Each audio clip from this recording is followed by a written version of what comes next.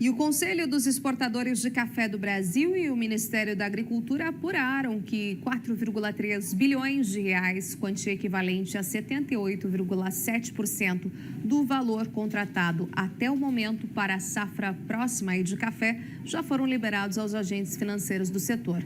Para entender melhor o que esses dados significam, eu converso agora com o diretor-geral do Secafé, o Marcos Matos. Oi, Marcos, bom dia, bem-vindo novamente aqui à nossa edição do Bem da Terra. Olá, Renata, uma satisfação estar com vocês. O Secafé está sempre à disposição. Pois é, esses dados que são os mais recentes, né, de liberação de recursos, quais serão as próximas projeções? Quando que a gente deve ter aí mais anúncio, né, em relação a essas liberações, Marcos? Bom, mensalmente nós temos os dados sendo compilados pelo Ministério da Agricultura e nós organizamos de uma forma mais fácil de compreensão, demonstrando até quem são os bancos, quem são os mais eficientes. Isso tudo ajuda o produtor, ajuda o exportador, as cooperativas. Mas, em linhas gerais, estamos vendo um ótimo desempenho das linhas. Com os juros atuais oscilando entre 5,25 e 6,75, nós vamos adotar uma nova metodologia a partir de 2021, mas nessa atual regra do jogo, nós estamos tendo ótimos desempenhos, o que reflete uma safra recorde que tivemos em 2020, em volume e qualidade, exportações recordes, isso tudo com certeza o Funcafé, mais todos os tipos de crédito rural que nós temos no Brasil oficial, mais a ferramenta de mercados futuros com os contratos que dão tão liquidez ao mercado, proporciona isso a toda a cadeia produtiva. Certo, Marcos. Esses quase 80% então, digamos, visto com otimismo, né? Não é assim, ainda não chegamos num valor, digamos, num percentual um pouco mais elevado. É visto por vocês como um cenário otimista.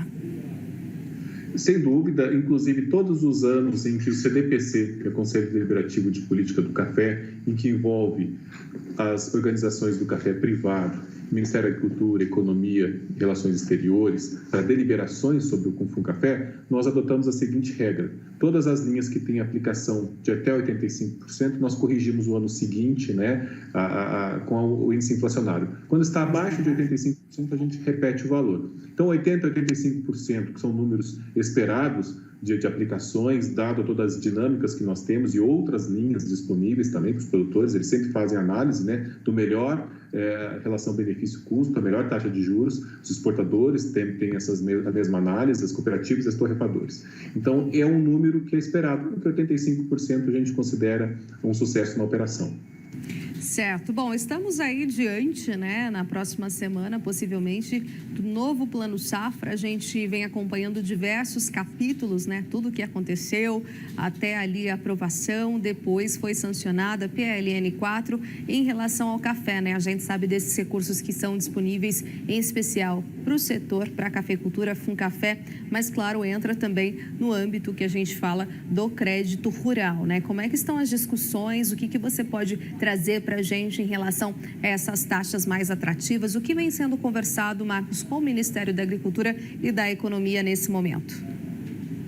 Bom, o Brasil passa por um momento de muitas incertezas, com questões inflacionárias, pressões na taxa Selic, não só no Brasil, mas no mundo, né? Estamos vendo essa reabertura das economias com demandas reprimidas, vemos questões inflacionárias nos Estados Unidos muito sérias. Então, o Brasil vive esse momento. Mas, obviamente, o agronegócio brasileiro, que proporciona alívio e melhoria nas contas públicas num momento tão difícil, é o setor que tem que ser olhado com muito critério, muita calma. No caso do Funcafé, na sexta-feira passada, o Comitê Técnico do CDPC já fez uma análise e uma sugestão de taxas de juros. A gente vai considerar a remuneração do Funcafé, porque é um fundo fechado, então ele tem que ter, no momento que ele não estiver aplicado, ele precisa render. Definimos em 3%, que é como se fosse uma Selic fixada. Hoje ela está mais alta e tende a subir mais, mas consideramos até 3%. E a remuneração do agente financeiro, que chamamos de spread bancário, até 3%. Ou seja, nós teremos juros finais até 6%. Quanto melhor o cliente, mais baixos juros, dentro daquele 3% que é a remuneração do agente financeiro, quanto mais duvidoso é o cliente, mais próximo dos 6%.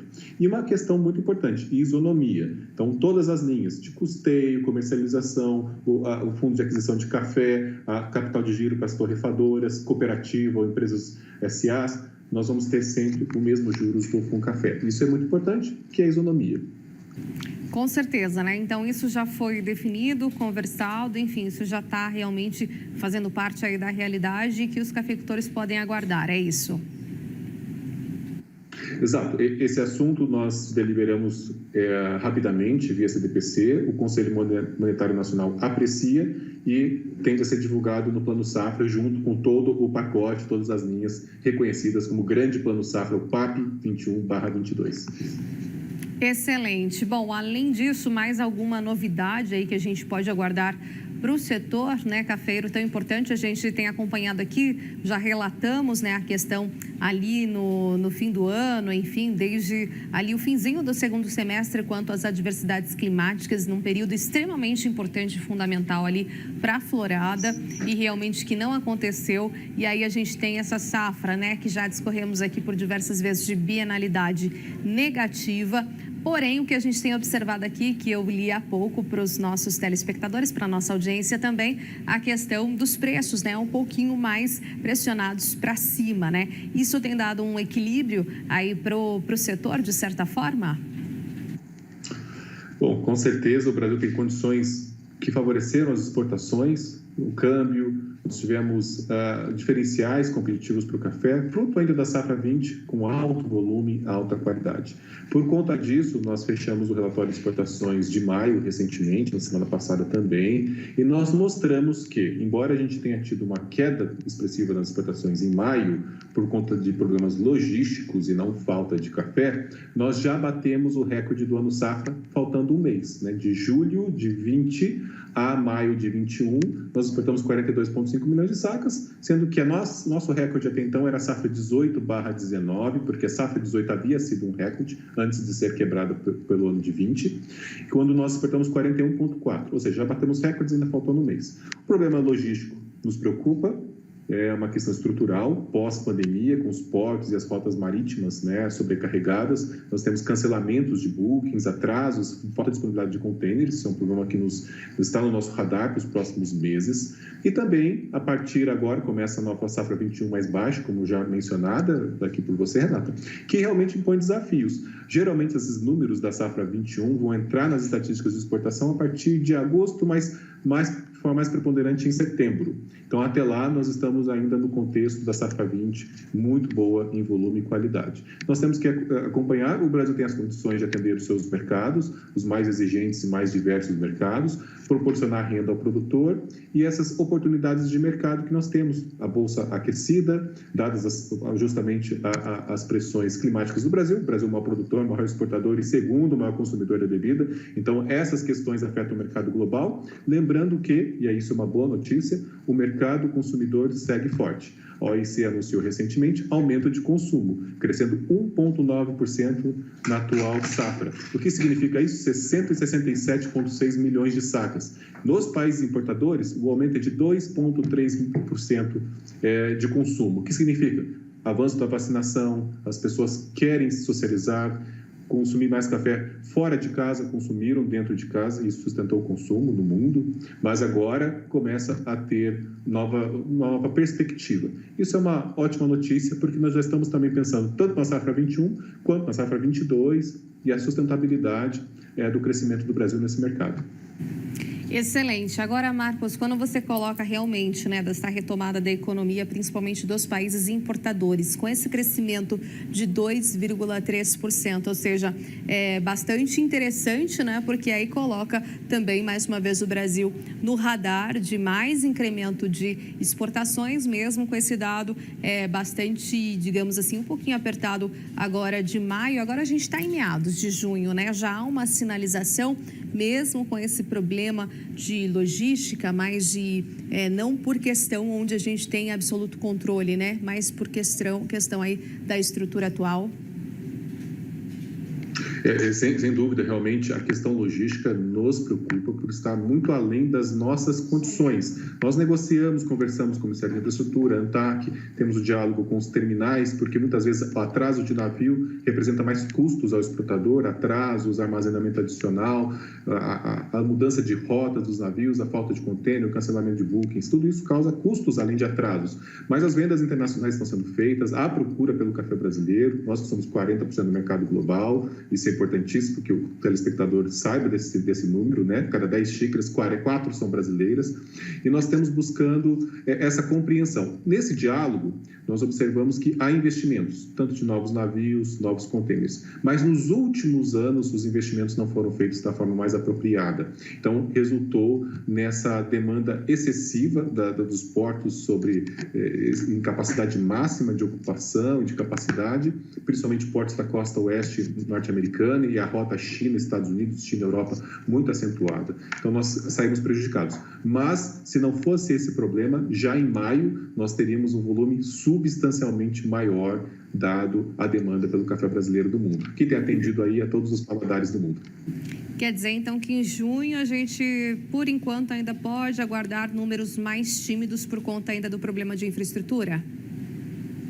Estamos acompanhando, isso é um problema muito sério. Com certeza, nas próximas semanas teremos um quadro do mês com mais clareza. Esperamos que não seja da mesma magnitude, mas isso só as próximas semanas vão dizer. Nós vamos ter toda a satisfação de relatar mais uma vez todos os números de junho, porque aí nós temos o fechamento do ano safra, julho 20/junho 21. Então, nesse momento, nós vamos poder tirar uma conclusão da dinâmica dos mercados. Nós temos que, além dos países tradicionais crescem de uma forma preponderante, nós temos os países árabes crescendo, nós temos os países produtores de café também crescendo em importações de café brasileiro. Então, nós temos demanda das mais diversas origens, buscando sempre o café brasileiro. Exatamente. E agora a questão também Colômbia, né, Marcos? Ainda está, digamos assim, interferindo bastante aí no mercado mundial de café? Bom, a Colômbia já figura entre os maiores importadores do café brasileiro, né? No ano passado, no começo desse ano, nós consideramos aí o 6º, 7º maior mercado brasileiro. Na ordem, só nesse comecinho de ano, quando nós falamos de janeiro a maio, a Colômbia foi praticamente 500 mil sacas. Nós estamos falando que os países produtores cresceram 50%, com 1,2 milhão de sacas. Então, Colômbia em primeiro, nós temos México, nós temos outros países na sequência, mas a Colômbia, realmente, dos países produtores, é aquele que mais vem adquirindo café brasileiro. Os usos do café brasileiro nós também investigamos, para que saber exatamente. A Colômbia pode usar no seu mercado interno, pode usar na sua indústria solúvel, indústria de torrefação, ou também reexportação de cafés verdes. Há formas, né, de se fazer blends de cafés verdes e reexportar. Agora, cada país produtor tem uma estratégia e a gente também quer saber qual é essa para gerar mais inteligência de mercado ao café brasileiro. Falando nessa inteligência de mercado, vocês colocaram aí muito bem a questão de um mercado muito crescente, mercado árabe. Há novidades em relação a esse sentido de ampliação mais desse mercado, né? Visto essa importante relação comercial no agro entre o Brasil e os países árabes? Temos, com certeza, os países árabes, os ativos agrícolas que lá estão, as embaixadas. Nós temos sido procurados por eles para desenvolver um programa de promoção da imagem. Estamos desenvolvendo um muito bem sucedido na China, que um dia poderemos conversar e contar toda essa história de sucesso, uma história virtuosa na China, mas isso também gerou aprendizado. E nós estamos buscando estreitar os laços. Como nós fazemos isso? Enviando amostras das regiões brasileiras, aqui nós temos as denominações de origem, mostrando que o Brasil tem muitas qualidades. Cada região produtora tem um leque de qualidades, tem um leque de melhores cafés. E fazer o link da sustentabilidade, da qualidade, do bem-estar das pessoas que produzem esse café, da eficiência do comércio exportador, desse fluxo do comércio, para gerar mais conhecimento. E para que eles, os baristas que ali já começam a se formar, começam a entender melhor esse ofício, para que também venham ao Brasil, principalmente no contexto pós-pandemia, para aumentar essa interação. E, a partir disso, criar vínculos. Então, esse é o estudo e o projeto que estamos começando aí com a Arábia Saudita, Emirados Árabes, e, com certeza, vamos ter ali muitas coisas positivas para o Brasil, para o cafeicultor brasileiro. São oportunidades de mercado que surgem e nós temos sempre que estar atentos. Tá certo, então, Marcos. Muito obrigada pela entrevista aqui na nossa edição de hoje. Até uma próxima oportunidade de conversa. Obrigada. Obrigado, Renato. Um forte abraço a todos. Um abraço.